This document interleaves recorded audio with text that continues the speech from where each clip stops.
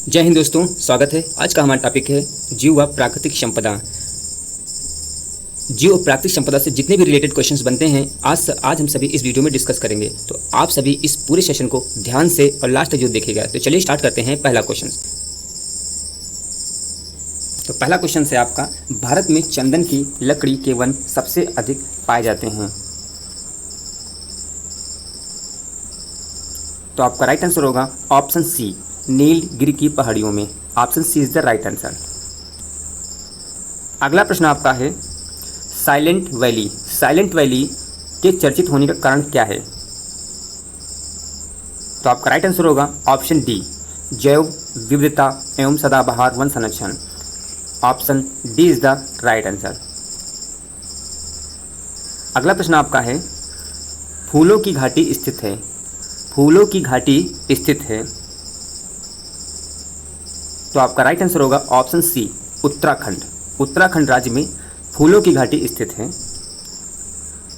Note, फूलों की घाटी एक राष्ट्रीय उद्यान है जो उत्तराखंड राज्य के पौड़ी गढ़वाल के क्षेत्र में अवस्थित है। अगला प्रश्न आपका है, अगला प्रश्न है, शांत घाटी अवस्थित है।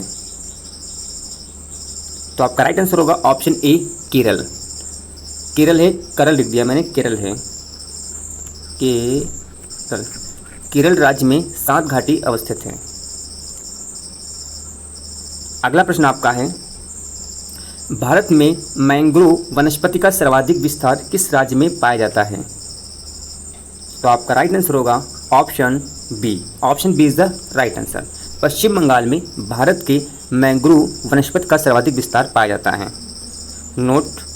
नोट ये है कि भारत में सर्वाधिक मैंग्रोव आच्छादित राज्य व संघीय क्षेत्र देखो, पश्चिम बंगाल में सबसे ज़्यादा पाया जाता है, फिर गुजरात में है, फिर अंडमान निकोबार द्वीप समूह में है, सबसे कम आंध्र प्रदेश में पाया जाता है। अगला प्रश्न आपका है, उष्ण कटिबंधीय आर्द्र सदाबहार वन पाए जाते हैं। उष्ण कटिबंधीय आर्द्र सदाबहार वन पाए जाते हैं। तो आपका राइट आंसर होगा ऑप्शन डी, प्रायद्वीपीय पठार पर। Option D is the right answer. अगला प्रश्न है, निम्न में से किन पहाड़ियों पे उष्ण कटिबंधीय सदाबहार वन पाए जाते हैं? तो आपका राइट आंसर होगा ऑप्शन ए, नीलगिरी पहाड़ियों पर उष्ण कटिबंधीय सदाबहार वन पाए जाते हैं। तो option A is the right answer है। अगला प्रश्न आपका है, निम्नलिखित में से कौन सा राज्य शहतूत रेशम उत्पादित करता है?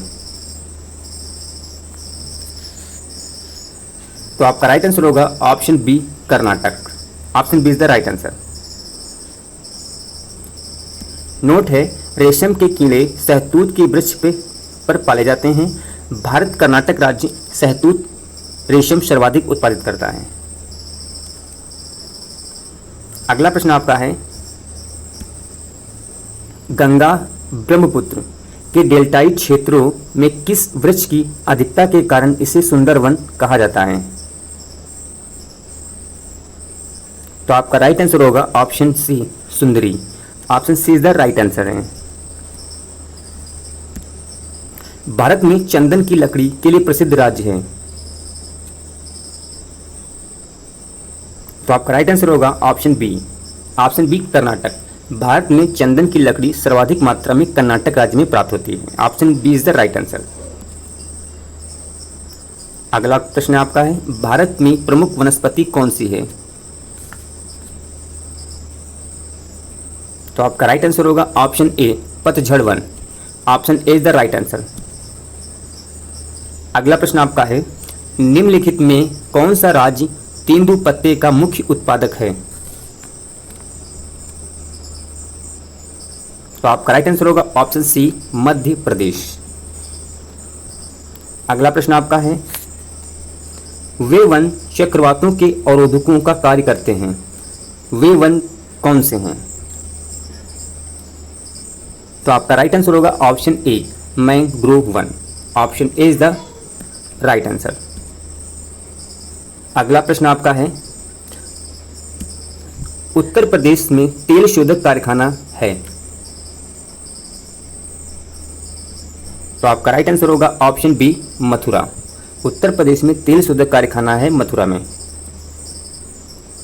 अगला प्रश्न आपका है, राष्ट्रीय वन नीति के अनुसार पर्यावरण की दृष्टि से देश में कम से कम कितने प्रतिशत क्षेत्र पर वनों का आवरण आवश्यक है? तो आपका राइट आंसर होगा ऑप्शन सी 33%। 33% वनों का आवरण आवश्यक है। नोट है, राष्ट्रीय वन नीति के अनुसार पर्यावरण की दृष्टि से देश में पहाड़ियों के क्षेत्र में 60% भाग, मैदानी क्षेत्रों में 20% भाग और संपूर्ण देश में कम से कम 33% भाग पर वनों का आवरण आवश्यक है। अगला प्रश्न आपका है, केंद्र सरकार द्वारा दी नई वन नीति की घोषणा किस वर्ष की गई? तो आपका राइट आंसर होगा ऑप्शन सी 1988 ईस्वी में। Option C is the right answer. केंद्र सरकार द्वारा वन नीति 1952 को वर्ष 1988 में संशोधित कर नई वन नीति की घोषणा की गई थी। अगला प्रश्न आपका है, भारतीय वन सर्वेक्षण विभाग का मुख्यालय कहाँ है, कहाँ स्थित है? तो आपका राइट आंसर होगा ऑप्शन बी उत्तराखंड के देहरादून में स्थित है। अगला प्रश्न आपका है, भारत में वन अनुसंधान संस्थान कहाँ स्थित है? तो आपका राइट आंसर होगा ऑप्शन सी देहरादून। अगला प्रश्न आपका है, राष्ट्रीय पर्यावरण शोध संस्थान कहाँ स्थित है? राष्ट्रीय पर्यावरण शोध संस्थान कहाँ स्थित है? तो आपका राइट आंसर होगा ऑप्शन बी नागपुर में। राष्ट्रीय पर्यावरण शोध संस्थान की जो स्थापना की गई थी वो 1974 ईस्वी में की गई थी, नागपुर महाराष्ट्र में की गई थी। इसका मुख्य उद्देश्य ये था कि सरकार को पर्यावरण विज्ञान एवं शोध से संबंधित सुझाव देना। अगला प्रश्न आपका है, भारत में वृक्षारोपण उत्सव जिसे वन महोत्सव के नाम से जाना जाता है, वे जन्मदाता कौन हैं? तो आपका राइट आंसर होगा option C KM. Munshi. Option C is the right answer. अगला प्रश्न आपका है, पश्चिमी हिमालय संसाधन प्रदेश के प्रमुख संसाधन हैं। तो आपका राइट आंसर है ऑप्शन ए यानी 1। अगला प्रश्न आपका है, देश में सर्वाधिक वन क्षेत्र किस राज्य में है? देश में सर्वाधिक वन क्षेत्र किस राज्य में है? तो आपका राइट आंसर रहेगा ऑप्शन ए मध्य प्रदेश। मध्य प्रदेश देश में सर्वाधिक वन क्षेत्र राज्य है। दूसरे स्थान पे है अरुणाचल प्रदेश, तीसरे स्थान पे है छत्तीसगढ़। यानी पहले स्थान पे आपका है मध्य प्रदेश, दूसरे स्थान पे है ये, और ये तीसरे स्थान पे है छत्तीसगढ़। नोट पढ़ लीजिए, भारतीय वन सर्वेक्षण 2015 की नवीनतम रिपोर्ट के अनुसार मध्य प्रदेश भारत का सर्वाधिक वन क्षेत्र वाला राज्य है, जिसका 77,462 वर्ग किमी क्षेत्र वनाच्छादित है। 67,284 वर्ग किमी वन क्षेत्र के साथ अरुणाचल प्रदेश दूसरे स्थान पे है और छत्तीसगढ़ 55,586 वर्ग किमी के साथ तीसरे स्थान पे है छत्तीसगढ़। अगला प्रश्न आपका है, निम्नलिखित में किस राज्य में कुछ भौगोलिक क्षेत्रफल के सबसे कम भाग पर वनों का विस्तार पाया जाता है? तो आपका राइट आंसर होगा option C Punjab. Option C is the right answer. अगला प्रश्न आपका है, किस राज्य में वनों का सर्वोच्च प्रतिशत है? तो सबसे ज़्यादा अगर परसेंटेज देखा जाएगा तो सबसे ज़्यादा परसेंटेज आपका मिजोरम में है, यानी मिजोरम। ऑप्शन बी है, सॉरी बी है तो ये सी है, तो option B is the right answer. सबसे ज़्यादा वनों का सर्वोच्च परसेंटेज जो है मिजोरम में है, ठीक है। और दूसरे स्थान पे है लक्षद्वीप, इसमें 88.93% है। और लक्षद्वीप में जो लक्षद्वीप है उसमें आपका 84% है, ठीक है। अगला प्रश्न आपका है, देश में सर्वाधिक क्षेत्रफल पर किस प्रकार के वन पाए जाते हैं? तो देश में सर्वाधिक क्षेत्रफल पे जो वन पाए जाते हैं वो पाए जाते हैं उष्णार्द्र पतझड़ one. Option D is the right answer. करा उष्णाई पतझड़ वन भूमध्य रेखा के दोनों ओर महाद्वीपीय भागों में 50 से लेकर 30 डिग्री उत्तरी व दक्षिणी अक्षांशों के मध्य फैला है। ग्रीष्म ऋतु में ये वन अपनी पत्तियां गिरा देते हैं, इसलिए इन्हें उष्णार्द्र पतझड़ वन कहा जाता है। उष्णार्द्र पतझड़ वन भारत में सर्वाधिक भाग में पाए जाते हैं। उत्तर पश्चिम में पंजाब, हरियाणा से लेकर मध्य प्रदेश, महाराष्ट्र, आंध्र प्रदेश, कर्नाटक, तमिलनाडु राज्य तक इनका विस्तार फैला हुआ है। अगला प्रश्न आपका है, दलदली अथवा ज्वार भाटा क्षेत्रों में पाए जाने वाले वनों को कहा जाता है, क्या कहा जाता है? तो आपका राइट आंसर है ऑप्शन ए मैंग्रोव वन, यानी मैंग्रोव वन कहा जाता है। Option A is the right answer. अगला प्रश्न आपका है, हमारे देश का राष्ट्रीय पशु कौन है? तो आपका राइट आंसर होगा ऑप्शन ए बाघ। बाघ हमारे देश का राष्ट्रीय पशु है। हमारे देश का जो राष्ट्रीय पशु है, भारत में सन 1972 में बाघ राष्ट्रीय पशु घोषित किया गया था और 1973 में बाघों के संवर्धन के उद्देश्य से एक बाघ परियोजना चालू की गई थी। क्वेश्चन ये पूछा जाता कि बाघ परियोजना प्रारंभ कब हुआ था, तो आपका उत्तर रहेगा 1973 ईस्वी में, 1973 में। अगला प्रश्न आपका है, भारत में एशियाई शेर कहाँ पाए जाते हैं?